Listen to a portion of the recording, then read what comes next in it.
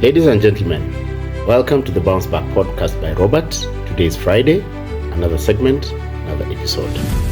Today we would like to talk about a very, very integral, important topic to the local mwananchi, to you and I, and that relates to the Finance Bill 2026 proposals. Of course, it is not yet law, has not yet been passed, has not even been discussed, but the proposals are out. This is the Bounce Back podcast by Robert Onyari. You can like, subscribe, and you can talk to me, SMS me, WhatsApp me on the number that is going through your screen during the length of this program. So without further ado, we'll get on to it. Remember, this is a podcast that talks about the truth, figures, facts, and evidence-based analysis on the issues that confront this country. We do not do gossip, we do not do innuendo, we do not, our facts are well-founded and well-researched. Thank you very much. The Finance Bill 2026 and why it matters is a very, very integral topic. And the Finance Bill for this 2026 that is going to be read or that is being proposed is, in my opinion, as I found, a bill that will favor the local man or the mtumdogo, as they like to call the citizens or the people who... So we were able to deduce 15 issues in the Finance Bill 2026 proposals, and those are what we are going to go through today. So first of all, what is a finance bill? A finance bill is a legal framework that allows the government to collect and adjust taxes so that it can be able to make money to pay for the different bills that a government has to do. A finance bill is the legal framework that through which the government uses, or the legal framework or the legal finding that the government uses to collect taxes so that it can be able to pay its bills, pay its salaries, do development projects, and issues like those. So there are 15 integral issues in this year's 2026 finance bill that I'm going to discuss, and they are very, very important, and we are going to see how they relate to the day-to-day living of the daily Kenyan. So first of all, we want to say from the outset that we found that this bill is a mwananchi bill, a bill that has been crafted basically to send a certain point or to send a certain message, knowing very well that we are going into the electioneering period next year. This bill, as you will find out, is a bill that favors strongly you and I, the working Kenyans and working families. So the first point is that, first of all, Treasury is proposing that it will not introduce any new taxes this year. Treasury will not be introducing any new taxes on any product or on any service. This is a good thing on the surface of it. But what does it mean? It means, of course, that that this year there are no tax proposals on items or on services that previously we have been seeing the case. And further to that in essence means that you and I will not be seeing any new taxes imposed on us this financial year. The next thing is that the government is proposing to remove PAYE for those earning 30,000 shillings and below. If you're earning 30,000 shillings and below, if your salary is 30,000 shillings and below, this finance bill will remove totally the pay as you earn provision or tax from your salary, from your pay slip. You will not be paying taxes on that. That means, therefore, from tradition, you've been seeing that government has been taxing between has been taxing the 30,000 bracket, but this year it is proposing that it will not be. It has removed a pay as you earn from that category. Remember, the minimum age for this country remains between 10 and 12,000 shillings. That is also a category that is not receiving taxes, that is not being taxed. So the government has reduced the tax band and has said that if you're earning 30,000 shillings and below, you will not be paying taxes. Another thing, the government has proposed to reduce pay as you earn, PAYE, for workers earning 35,000 to 50,000 bracket. This is a reduction of about 30 to 25% in their taxes this year. Meaning, therefore, that a teacher who's earning 45,000 will pay 11,250 on their taxes instead of the traditional 13,500 shillings. Meaning there'll be more money for working families, more money for teachers, more money for those we call average or the low middle class income earners. That is a good thing, because 30 to 50 the band of people who earn between 30,000 and 50,000 is a significant number in this country. So the government is proposing that this year it is reducing by about 30 to 25% their payee on their pay slips, and they'll not be paying the traditional amounts that we've been paying. So further to that, as we go on, the government is proposing a conditional relief if KRA meets its revenue targets. A conditional relief on taxes for everyone. If indeed the KRA meets its revenue taxes, then it's going to introduce, or rather it's going to impose, a certain tax relief to all other bands of the working class in this economy. Meaning, therefore, that if their target, say, is 300 billion or whatever per quarter, then the KRA, in essence, is saying that if it meets this target, then it is going to introduce a certain tax relief that will affect, that will reduce to a certain percentage the amounts of money that that we are supposed to pay in our taxes. Further to that, point number 4, the government is saying that this time it's going to implement the medium-term revenue strategy, which basically means that Kenya aims to increase tax revenue to GDP to 20%. This means, therefore, that the government is proposing that it's going to introduce, or rather to improve or to ameliorate the tax to GDP ratio to 20%, meaning, therefore, that for every 100 shillings that is made in this economy, the government is saying that it's going to retrieve or to absorb 20 shillings in tax. Meaning, therefore, that this is a very, very vibrant proposal in this tax bill, and we are yet to see, or we will sit to understand how it's going to do this.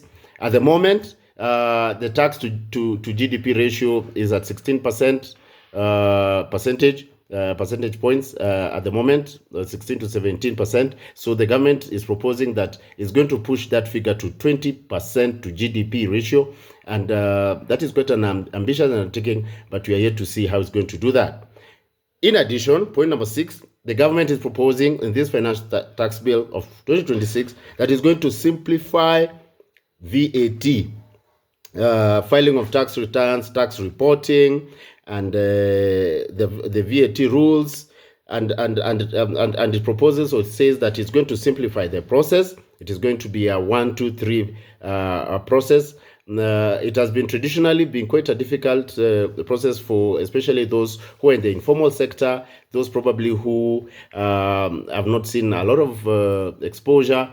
But government is saying that through the Kenya Revenue Authority, it's going to reduce how you report your taxes, how you file your taxes, and how you do your tax business. That is a good thing. At least it's going to make it easy for those in the informal sector and those in the rural areas to be able to file their returns easily.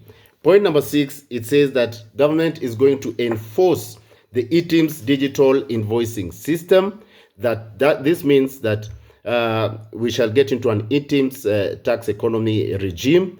Remember, keeping in mind that eTIMS means electronic tax invoice management system, that for every purchase you do, for every good that you buy, for every transaction that you make, you shall be required to receive an eTIMS, and all business, formal, informal, factories, consultancies, and any other businesses will be required to issue eTIMS certificates, eTIMS invoices, or eTIMS receipts. This means that from the point of doing business, from the point of exchange of money, there's a record of how much tax you'll have paid on the goods that you're purchasing or on the services that you're giving.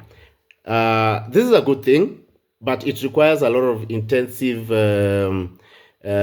training and the technological enhancement and The rollout of the eTIMS has been there for quite a while, but we are yet to see how this is going to happen, how it will affect the tax system, whether it's going to push us to the 20% to GDP, tax to GDP ratio, if it is going to introduce more people into the tax bracket. Remember, there are many people that the government has been saying for quite a while that they are in business, they are doing business, they are selling goods and services, but they continuously continue to report nil returns when they are filing taxes. So this interim system is a way to reduce tax leakage, to enforce tax compliance, and to introduce more people into the tax bracket. This is the Bounce Back podcast by Robert. Subscribe, like if you like what you are talking about. Engage with me, talk to me via that number that is passing through your screen. Today we are talking about the Finance Bill 2026 on this podcast, on this program. And when we finish, of course, we shall receive your opinions. Everybody has an opinion about the tax bill. It affects you and it affects me. Point number 7. There's going to be an introduction on VAT relief for agricultural products. The government is proposing under this finance bill that there'll be VAT relief on agriculture inputs for fertilizer, seeds, pesticides, and those who are in the farming sector. This is a good news for you, that you shall receive a bit of a relief in the VAT for the imports on fertilizer, imports on seeds, imports on pesticides, and other farming requirements.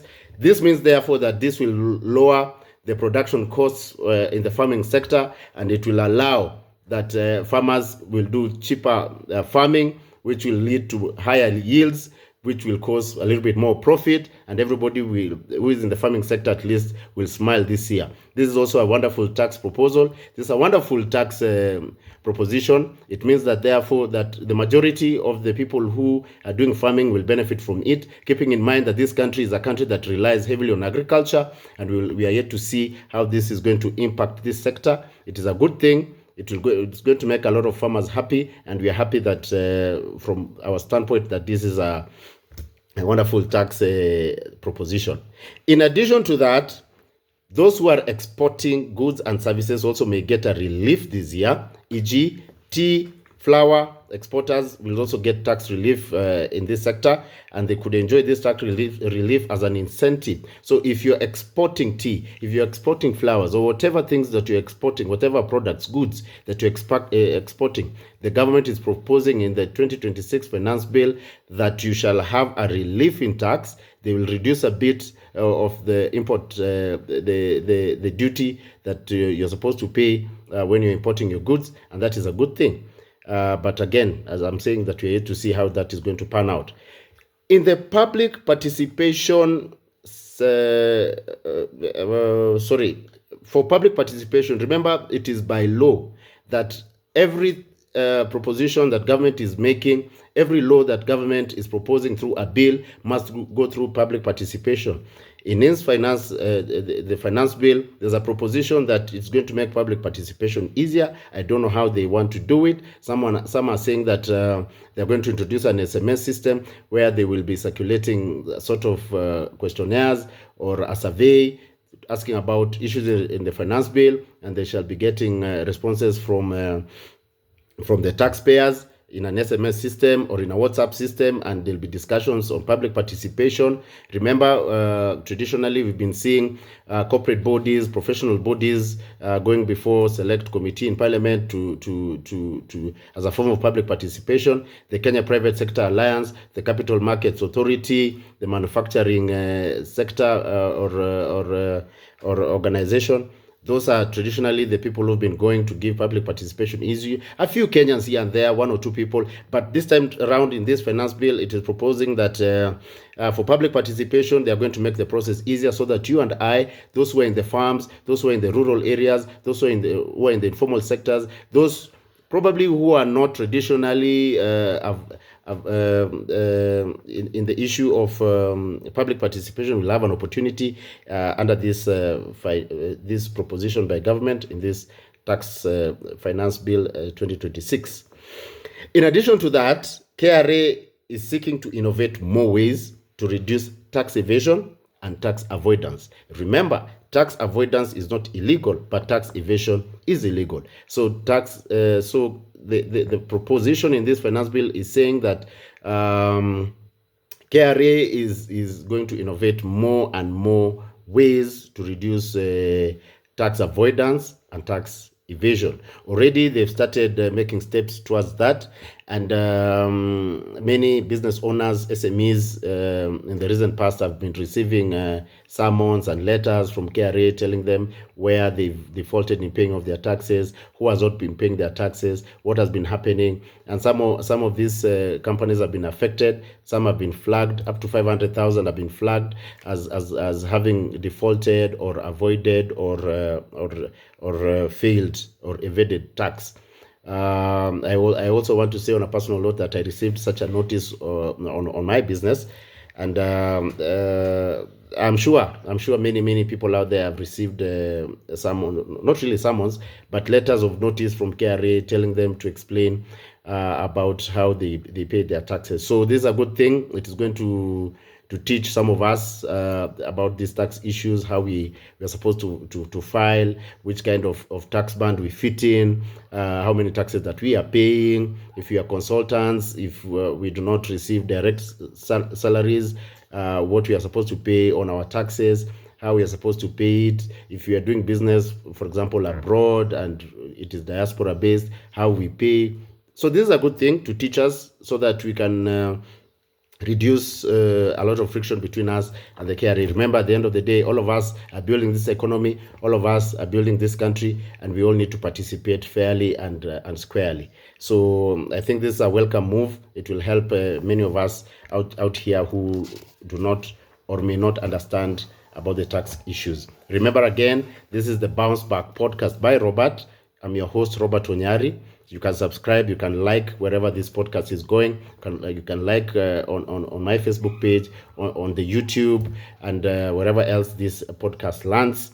If you want to engage with me, talk to me, call me on this number that is going down there on your screen, and we can be able to discuss more about this podcast and the issues that are coming on. So, point number 11. Furthermore, the propositions on this finance bill are as we go on, there are proposals that are saying that they are going to digitize tax compliance, collection, and filing. And as I've said, it's likely to be a challenge for informal businesses, especially the eTIMS system. But be that as it may, everything has a beginning, and people will be trained, and they will learn, and it's going to be easy with time. And that is a wonderful way to go about it. Technology is the way to go, and I think we welcome this move, and we are happy that it's going to happen. Further to that, number 12, it's talking about tax cuts in the bill, especially PAYE and agriculture for inputs. They are likely to spur spending for working families. Indeed, if you have more money in the pocket, if they have reduced your PAYE, if they have given you tax relief, if they have reduced VAT on your export business, then that means more money in the pocket. Then that means more money for the farmer, more money for the teacher, more money for the people who are earning 50,000 shillings and less, more money for those who have been exempted from PAYE, the 30,000 and less and less tax band. It means that there'll be more money in the pocket. More money in the pocket means more spending power. More spending power means that families will be improved. The standard of living in this country will at least go down. This is something that has been a talking point in debates for quite a while about the standards of living in the country. So more people are going to have money in their pockets because of these cards and these reliefs, and more importantly is the fact that there'll be no tax introduced. And this is why we are saying that this finance bill is a very, very good finance bill. It looks really good on paper, and these are very, very good proposals. And is it because of the timing? Is it because of the election that is coming next year? Is someone somewhere trying to campaign with this tool to try and tell people that, hey, this is an easier finance bill, the proposals are good, they're good for you, the government thinks about you, and things of that nature? Is it political in nature? Because it is quite a while since we've seen such incentives coming out from government, government when it concerns taxes, keeping in mind only 2 years ago, there was a finance bill that was very belligerent, and the government found itself in trouble, and the young people of this economy, of this country, of this generation, the Gen Z, went out to the streets to oppose the finance bill 2024. And is it a rejoinder? Is it something like, we've heard you, what you've been saying, and we want to give you a finance bill that is good for you? Is that the question that they're answering, or is it more a political bill, because the elections are coming and somebody wants to go for a second term? Beyond that, we are yet to see, but in our opinion, in our thinking, in our experience, we feel that this is a political bill rather than a bill that focuses or thinks about you, the local mwananchi. Be that as it may, we are happy for the reliefs, we are happy for the tax cuts, we are happy for the exemptions. Be that as it may, it is a good thing, we are not complaining. However, the timing is suspect. So, what are the strengths and the weaknesses of this tax bill? Of course, nothing is perfect, even if there are deductions, even if there are reliefs, even if there are exemptions. Of course, there are those things that we will talk about and see whether there are strengths and weaknesses. So the first strength that we feel is that there will be worker relief. And this is good for working families. This means that it will be increased take-home pay. It will be easier to pay bills, easier to pay school fees, easier to put food on the table, because there's a relief. The PAYE money will come into the pocket. The PAYE relief will come into the pocket. The tax cuts will come into the pocket. The reliefs will come into the pocket, and it will become easier for you and I to transact business out here. This is a good thing. Point number 2 is that farmers and exporters based on their tax cuts, will lead to the reduction of production and business costs. That means, therefore, that it will be easier for a farmer to do farming, which will lead to higher yields. And we are seeing that we have good weather. There are good rains this year, just like last year. So we are yet to see how that is going to pan out. It's an advantage. We've observed that, and it's a good thing. On top of that, digital compliance and eTIMS is expected to be a big boost to revenue reporting, tax compliance, filing of taxes because of the eTIMS. That also will increase the revenue basket for the government, because more people will come into the tax system or the tax culture, and it is going to be something that will spur development, because there'll be more money, more people will be put into the tax system. If I do business and I issue you an eTIMS receipt, then we will know what amount of tax you've paid. It is easier to report taxes. It is easier to file your taxes. It is easier to do tax compliance. In addition to that, increasing the public participation space, it is a welcome move. If it's going to be SMS based or a WhatsApp based system, that is fine. We will be able to talk about our taxes. We will be able to talk about this finance bill. It will be easier to get our opinions in an easy way through my phone. I can ask a question or give a comment or say what I feel about it. This is a wonderful thing. We are yet to see how it's going to roll out. If it is an SMS system or if it's a WhatsApp system, that's a wonderful thing. Another important thing is that the no new taxes slogan will reduce political stress. As we are getting into the political culture, the political season in Kenya begins on the eve of the election year, at around the time when this bill will be discussed in Parliament. And the no taxes slogan is political points for someone or some people who will be seeking political office or an extension of their term. It is going to be good for them, because they'll be telling the people that we did not increase taxes. We are a good government. We listen to you. We hear you, and we feel your pain, and that's why we did not increase taxes. That is why we are saying that this is a bill that feels a bit suspect. The timing of this bill, the timing of these proposals, the timing of these bans and these issues is something that is a talking point. Once again, this is the Bounce Back podcast by Robert Onyari. I'm your host. Thank you for tuning in. Subscribe, like on our social media pages, on our YouTube channel, and if you want to talk, give comments, or shout an SMS or WhatsApp, my number is at the foot of your screen. We can engage, we can talk. This is a fairly new podcast. Let us grow it together, where we talk about the real issues, the real facts. We do not sugarcoat, we do not gossip, we do not give innuendos. We just give straight facts as it is, facts, figures, and logic. Thank you very much. Now, to the weaknesses. What are the weaknesses of this Finance Bill 2026 proposals? Well. So there's a revenue risk with the deductions and the tax cuts. And this could reduce government revenue, especially for a debt-laden economy. We've said before here that our current debt is 11.4 trillion. That is domestic and external debt.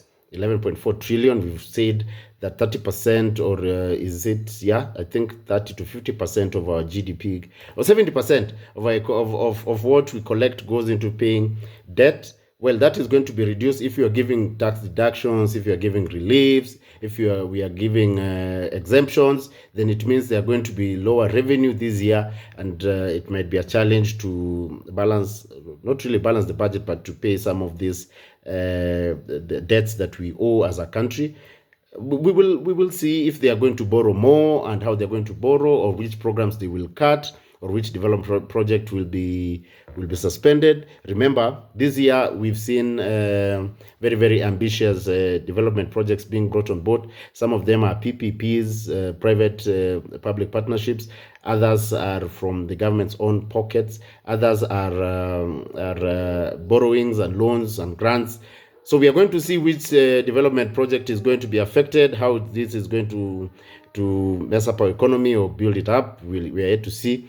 The Mau Summit, Rironi Mau Summit road, for example, is a very ambitious project by this government. That's just an example to cite a project that is heavy laden, and in an economy that is reducing taxes. We are yet to see what's going to go up on that. On the issue of digital compliance, there are likely to be challenges in the digital system, of course, by informal traders, the mamamboga and the boda and the small economies. We are not saying that they are not technology savvy, but technology reach is also an issue in rural areas. There are areas that do not have internet connection. There are areas that have there are businesses that still have challenges in technology issues. Remember, not everybody is technology savvy, especially the older people in our generation, in our country. That is likely to be an issue. We are yet to see how that is going to roll out by government. It is a very ambitious program, an ambitious project by government in this tax bill, but we are yet to see how it's going to pan out and how it's going to be consequential. All right, so this finance bill has not given corporate incentives, or rather they are limited corporate incentives. That is also a weakness of this bill. The corporate is the engine of this economy. The middle class, the factories, the big businesses, the corporate world, the banking sector, those are the foundation of our economy. They've not seen a lot of incentives. There are no incentives at all in this tax bill for them. That is a weakness of the bill. Be that as it may, these are sectors that have always survived the storm. But again, we will observe. We are here to see how that is going to go. Unequal sector benefits is also another weakness. You see, when you give a tax incentive to agriculture and export industry only, then you don't give other sectors relief, then that is also an issue. It shows favorism. That's also a weakness in the bill. You should equip everybody at the same. You should give deductions and incentives to everybody. That is how you build economies. But now if you give relief to agriculture and the export sector, what about the other sectors? What about local manufacturing? What about local tech companies? What about the local research sector? What about the local, we've talked about manufacturing. What about them? What happens to other businesses, other SMEs? Finally, last but not least, dependence on VAT and PAYE and now reducing or abolishing could hurt government spending. Government has always relied on pay as you earn. That is an easy flow of tax. That is an easy flow of tax revenue. Government has really depended on it for quite a while. But if you reduce it, if you remove it for some sectors, for some tax bans, what happens to your government spending? What happens to your projects? What happens to your salaries? What happens to balancing your payments and debt servicing. So there's also a weakness of this tax bill, and we are going to see how that is going to affect. On the whole, on the whole, on the whole of it, we determined, or we've seen, that this tax bill is going to lead to lower government spending. In conclusion, there is going to be less government spending this year. Maybe it's a good thing because a lot of government processes are corrupt. A lot of people working with the government are corrupt, and there's a lot of siphoning of money to other things that are not priority for the citizenry. But that as it may, there'll be less money for the government to spend in this finance bill, which is not a good thing. But we are here to see how that is going to affect. So, in conclusion, I want to say that this is what we determined, this is what we saw according to the proposals of the finance tax bill for 2026. These are the issues that will be discussed. These are the issues that are there. These are the strengths and the weaknesses. And we came up with these issues. If there are any other, you can feel free to comment, feel free to call, feel free to talk about them. My number is there. It is 0700631877. This marks the end of this podcast for this day. This ends the end of this debate from the Bounce Back podcast by Robert. Till Tuesday, when we shall have a new topic to discuss. It is a wonderful opportunity to have you whenever we have this podcast. Thank you very much. This was the Bounce Back podcast by Robert.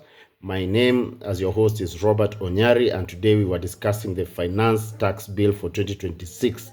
Next Tuesday, we shall have another issue. We shall advertise about it. We shall tell you about it. Then we shall tune in on Tuesday at 6 p.m. So for today, thank you very much, and have yourself a wonderful weekend ahead. Peace out.